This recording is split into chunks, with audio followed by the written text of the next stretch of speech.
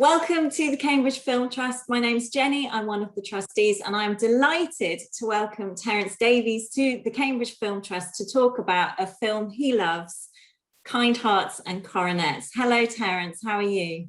Hello, fine, thank you. I'm very flattered to be asked because it is, without question, the greatest screen comedy of all. Nothing can touch it, not even Some Like It Hot. So can you remember your experience watching the film for the first time? Can you describe that for us? Well, on a Sunday, the BBC used to throw films in the afternoon. There were various categories, but they always showed them. And it was made in 1949, as you know, and I was only 4 years old when it was released. And I saw it. I cannot tell you the utter joy it gave me, because it's about a serial killer, but you love him so much you want him to get away with it. But the way in which it is written and been adapted, because it's adapted from a Roy Horniman book, which I only tried to read about 20 pages, and it was actually very unpleasant. And I did a few years ago a presentation in Bristol of this wonderful film with Matthew Sweet. He had actually read the book, and it's actually extremely dark, and it includes child murder.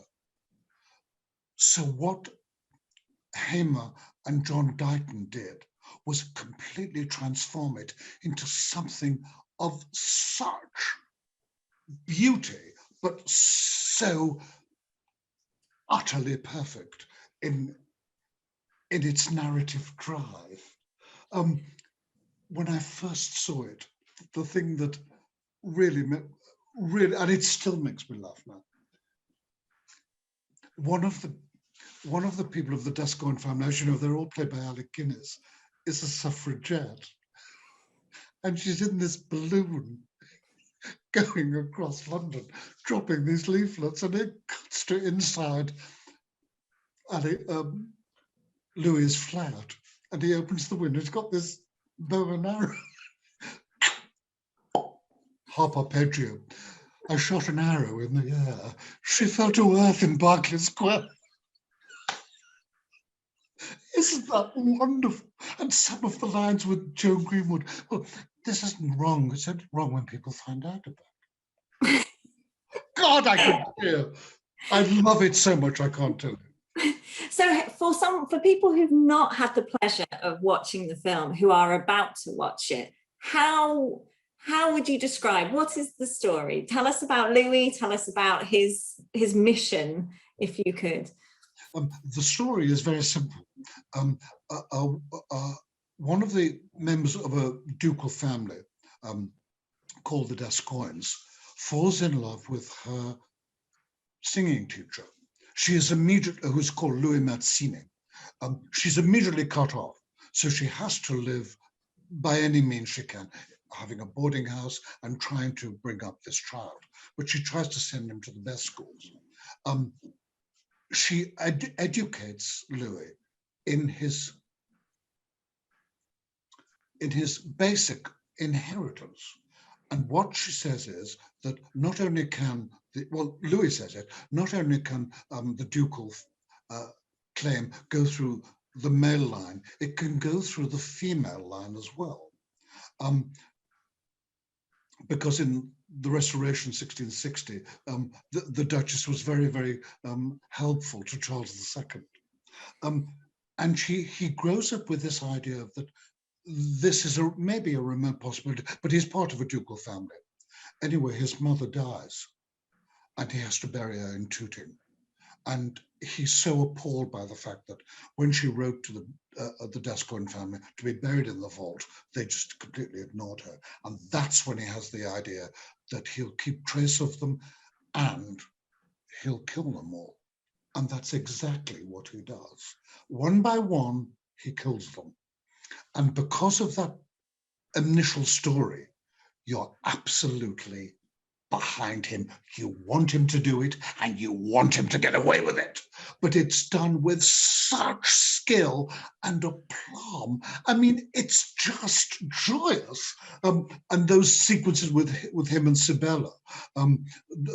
There's one point when he's living with Sibella once they've grown up, and the night she says that she'll marry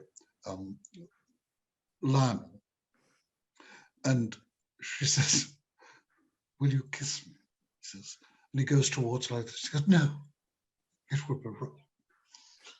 And you know he's absolutely playing exactly the way she, and he plays her wonderfully. But she's also wonderful. I mean, Joan Greenwood as Sibella, I mean, that fabulous voice.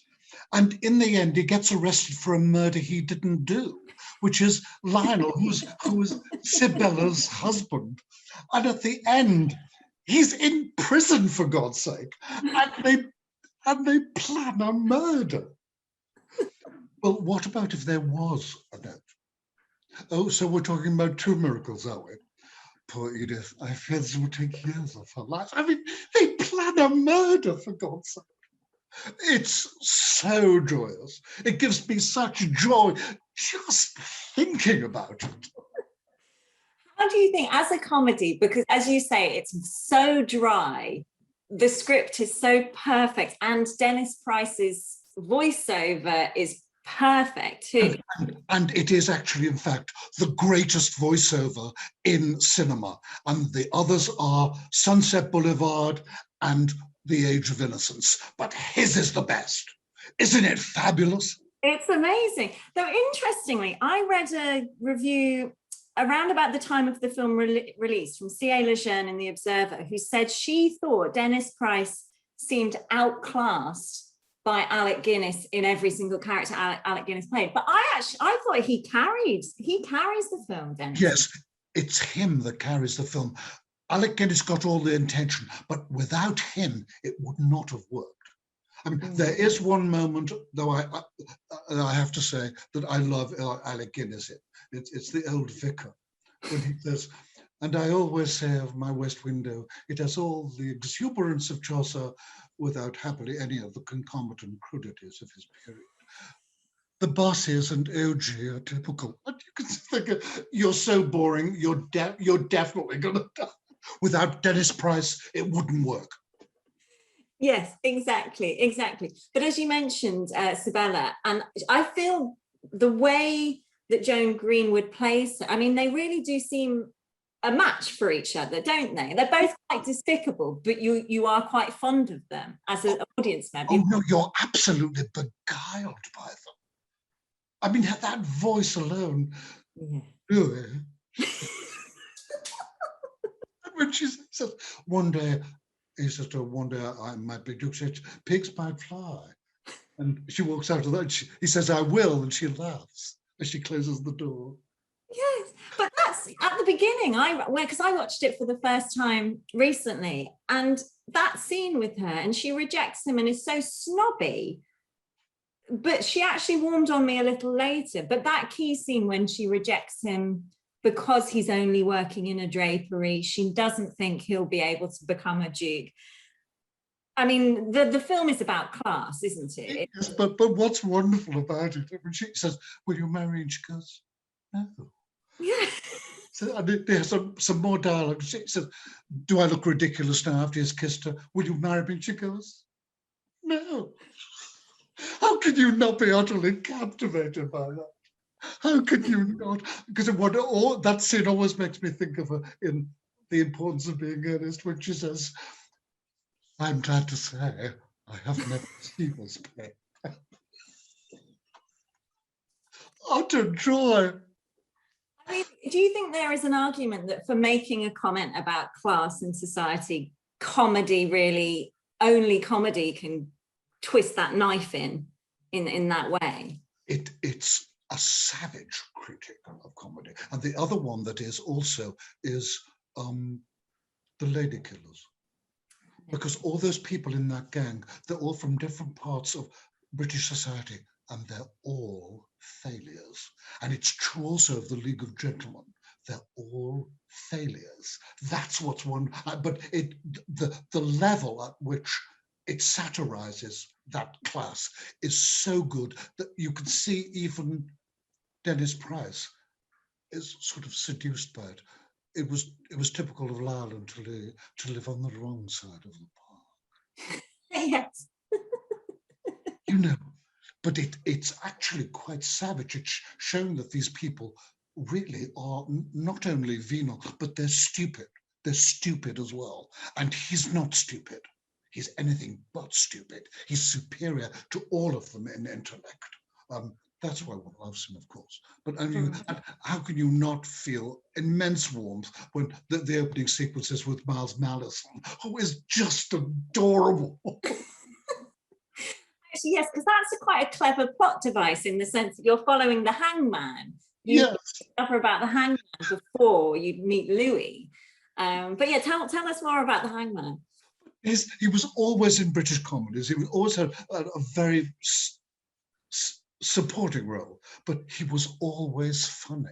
I mean, he's Dr. Chasuble in The Importance of Being Earnest. I mean, he's in Scrooge, A Christmas Carol, where he's actually, it's quite unpleasant. It's an unpleasant role because he's a ragman and he buys people's dead clothes and things. But he had this wonderful, so as soon as he came on, something happened to you. You just thought, people didn't know what his name was, but you sort of warmed to him. Even in something like The Man Who Never Was, he has got one scene where he plays this man trying to find out whether these documents have been in water. He said, oh yes, they've been in water, seawater. And that's his scene. A joy, but we were rich in character actors those days. Those people in that film, they look period. They look period. And we had that wealth of talent, which we don't have now. I mean, everyone looks exactly the same. But and when people didn't know what their name was, they'd say, oh, he's in it. Do you remember him from such and such a film? My eldest brother was a docker. If Alistair Sim was in anything, he just went to see it. He just said, you've got to see it. And he was a docker, and during that period, the docks in Liverpool were on strike. And those days, you got no money at all, not benefit, not money from the unions. And he had exactly half a crown, which is the equivalent of 13 pence in modern money. And he walked down the main road, and at the end of the main road was a big pub called the Prince of Wales, and on the other there was the Majestic Cinema. And he said, shall I get a pint or shall I go to the cinema? He decided to go to the cinema, and it was Kind Hearts and Coronets. Wow. Yes. Wow. And so did you first see it at the cinema or on television or? On television. The BBC started in the 60s to start showing wonderful things in the afternoon. Night of the Hunter, Letter from an Unknown Woman. I mean, I used to live for Sundays. Sundays were wonderful. So that's where I saw it. I see. Have you ever seen it on the big screen? Yes, I have a number of times. And it's lovely. And you know, I always remember it in colour. And it's black and white. But I always, because it's in the softest, it's not black and white, it's this kind of soft grey. When I was at film school, someone said, well, we showed the scene when he takes Sibella to the door, and then they stopped and said, well, of course, there's a double shadow. And I thought, I don't care if there's a double shadow or not. It's a wonderful, wonderful film. Who's going to watch that? Who's going to know that? Because once you are in a film, and it's usually the first 2 minutes, you believe. If in the first 2 minutes you don't believe, you might as well go home because you misinterpret everything. But I remember thinking, who cares about a double shadow? Grrr, I said to him. I mean, is there anything, not as literal as a double shadow, but how has Kind Hearts and Coronets influenced you in your filmmaking, do you think? I don't know, but the best influences are always unconscious. they're the best ones, because you do it without thinking, and it comes out refracted. I remember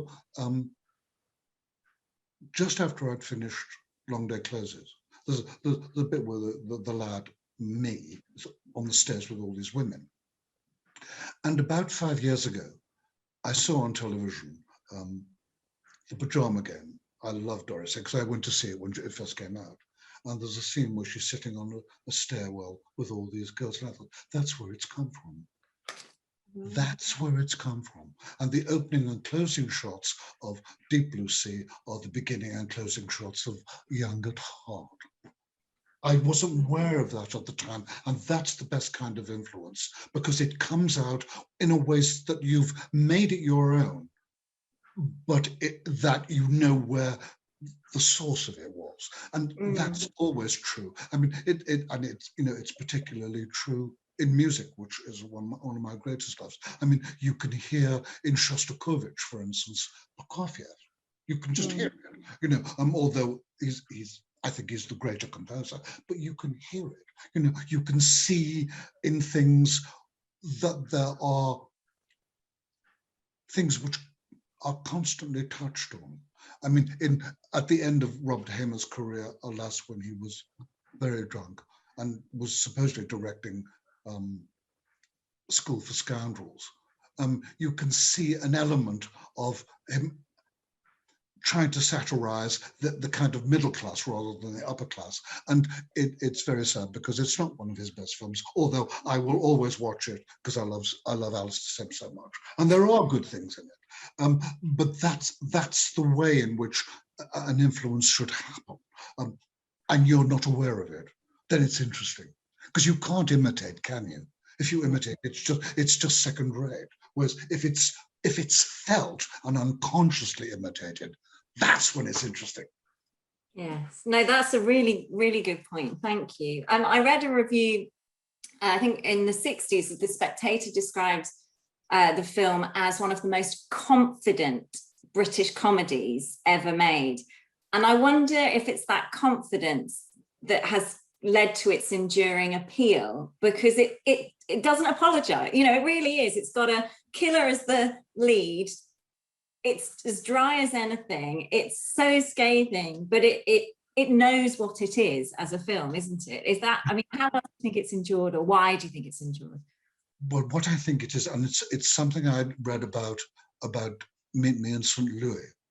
When it was being shot, Marlene Dietrich wandered onto the set.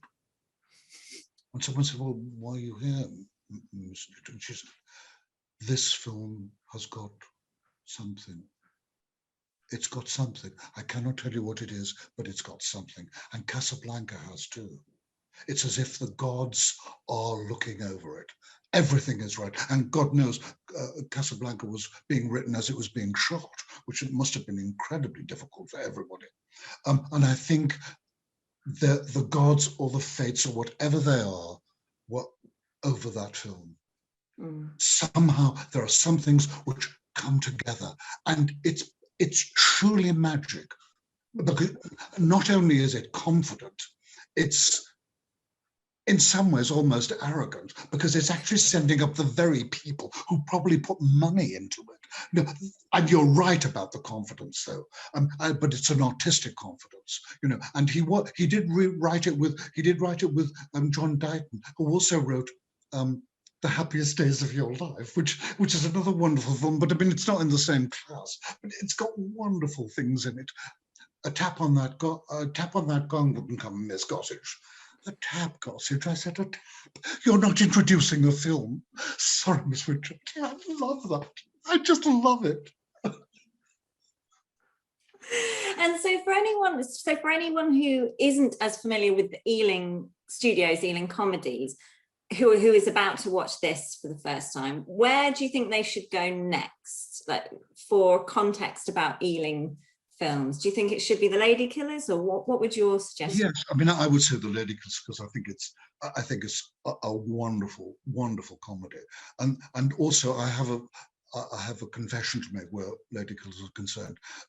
Alexander McKendrick, who directed, came to the film school and I was in that year, and he watched with his analysis The Third Man, and you realized you'd never watched that film properly before. He was a natural teacher, and he was talking about The Lady Killers, and it opened to obviously wonderful reviews, and it said, you know, Alec Guinness in The Lady Killers, and I think he either went to the producers or someone. I said, look, this is the first great big role that Katie Johnson has. Mm. Could you possibly put her name above the title? And they did. It said Alec Guinness, Katie Johnson in The Lady Killers, and she died. And his eyes just filled with tears. Because it's a wonderful comedy. It is, again, a lovely thing. And that lovely old lady. And I would like to say that I had nothing whatsoever to do with the East Castle Street job.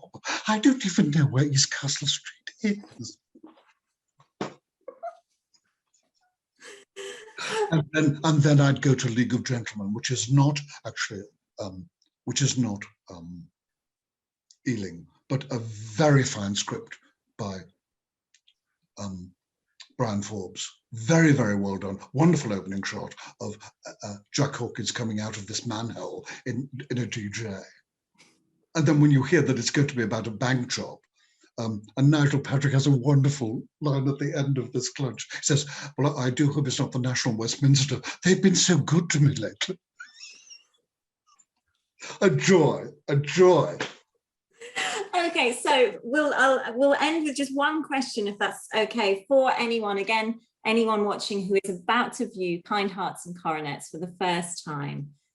Any particular scene, character, line you think they should keep an eye or an ear out for? I mean, we can tell you love the whole film, but is there anything in particular someone should look out for?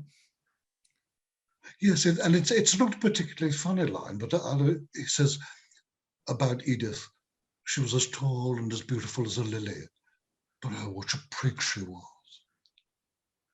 But there's so many things. There's so many things.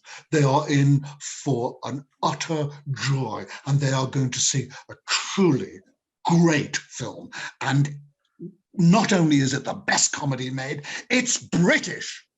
So there. Terence Davies, thank you so much for sharing a film you love with us. Thank you. You're more than welcome.